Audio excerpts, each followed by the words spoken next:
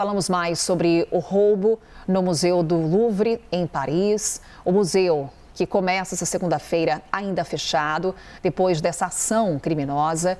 Vamos falar então sobre esse prejuízo patrimonial, prejuízo histórico, com o historiador, diretor do Museu do Ipiranga, Paulo Marins, mais uma vez aqui com a gente. O Paulo que nos ajudou a entender a dimensão do que estamos falando e está mais uma vez aqui conosco na nossa programação. Paulo, seja bem-vindo, um bom dia. Bom dia, Carol, é um prazer estar aqui com vocês.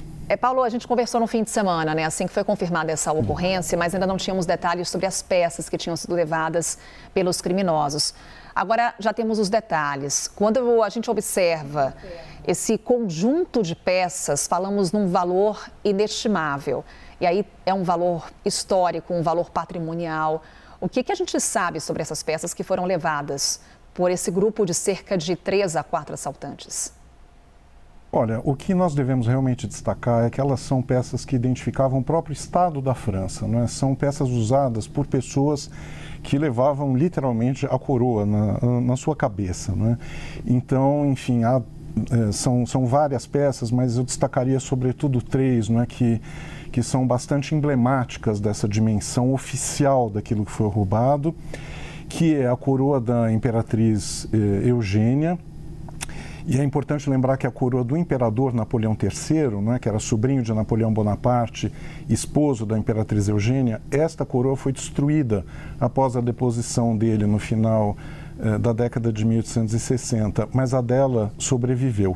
Sobreviveu e foi comprada pelo Louvre em 1988. Então, enfim, é deste tipo de objeto que estamos falando, não é? A própria diadema da Imperatriz Eugênia, que é feita pelo Lemonnier, um grande joalheiro, que fez também a sua coroa, ela transitou por vários proprietários até chegar na Princesa Glória Turnum Taxis, que negociou com a Sociedade de Amigos do Louvre por meio de um leilão. E essa diadema também foi parar na coleção, isso tudo muito recentemente, né? Foi em 92. E, finalmente, aquilo que chama atenção para nós, sobretudo, que é o conjunto de safiras, né? Que também tem uma diadema, colar, brincos, broche, que pertenceu à rainha Dona Amélia, que era esposa de Luís Filipe, o último rei da França, né? O rei dos franceses. Depois dele só haverá um imperador, que é Napoleão III. E esse conjunto de safiras foi sendo passado pela família até que se chegou ao conde de Paris, Henri d'Orléans, que era casado com a Isabel de Orleans e Bragança, neta da princesa Isabel e bisneta de Pedro II. Ela foi a última usuária oficial dessas joias antes que a família vendesse também para o Louvre em 1988. Portanto, nós estamos lidando com objetos que pertenceram realmente a figuras centrais do Estado francês, que foram realizados por joalheiros extremamente hábeis, que eram aqueles que trabalhavam para a Casa Real, que guardam um saber técnico, inclusive. Não é importante lembrar que elas pertenceram a alguém, mas elas são documentos também de quem fez esses artefatos, de uma tradição de metalurgia, de joalheria, de lapidação, que a França também é célebre.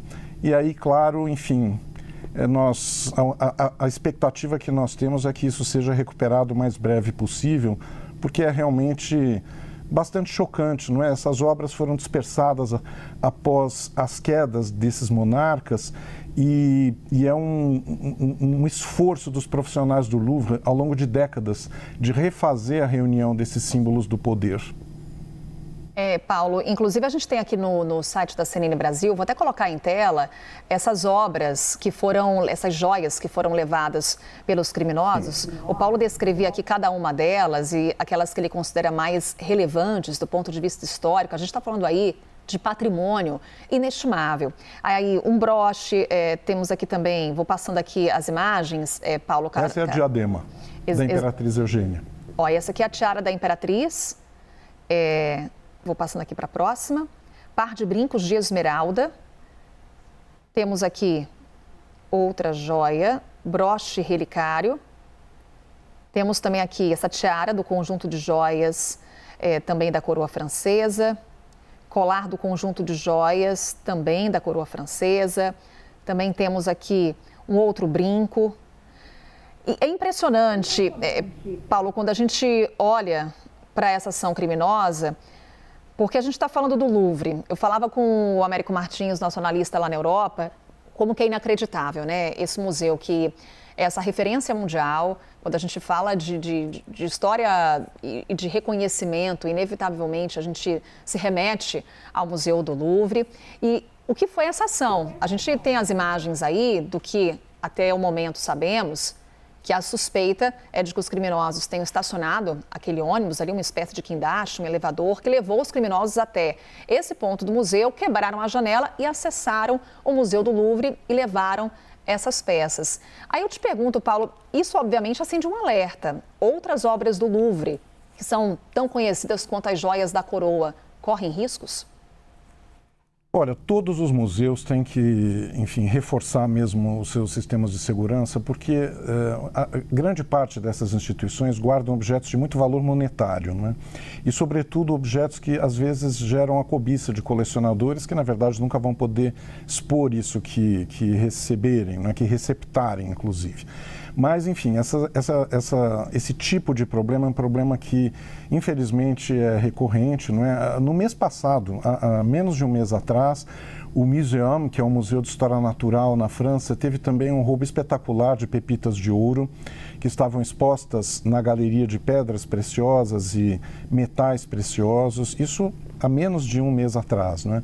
Então, isso mostra, na verdade, que existe, claro, também, né, um aperfeiçoamento de criminosos, não é, que se voltam para a captura desses objetos, mesmo estando em museus centrais da França. É também um caso rumoroso, né, o roubo dos diamantes na cidade de Dresden, que aconteceu em 2019, no leste da Alemanha. Dresden era a capital do Reino da Saxônia, um dos maiores conjuntos de joias e objetos preciosos da Europa, e foi levado um conjunto enorme de peças cravejadas de diamante, dos quais se conseguiu recuperar apenas um terço. Então, enfim, isso mostra, não é, a responsabilidade mesmo das instituições em reforçarem, assim, frequentemente, não é? Porque, claro, as tecnologias vão se aperfeiçoando e as instituições têm que ter, inclusive, amparo governamental para poderem modernizar os seus sistemas de defesa.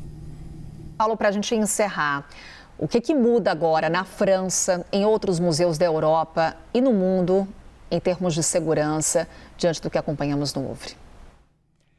Acho que o alerta é absolutamente central. Quando o principal museu do mundo, aquele que mais recebe visitantes, aquele que certamente é o mais salvaguardado da França, sofre um tipo de ataque como esse, isso coloca todos os museus em alerta, inclusive aqui no nosso país, né? Nós precisamos entender que se os museus ganharam cada vez, e ganham, não é, todos os dias, uma visibilidade imensa, atraindo multidões, procurando serem lugares de repartição de conhecimento, de transformação da sociedade, eles também têm a responsabilidade da salvaguarda física dessas coleções, não é? E, enfim, aquilo que aconteceu ontem realmente é espetacular e, ao mesmo tempo, enormemente chocante, não é? Por ser o principal museu do mundo.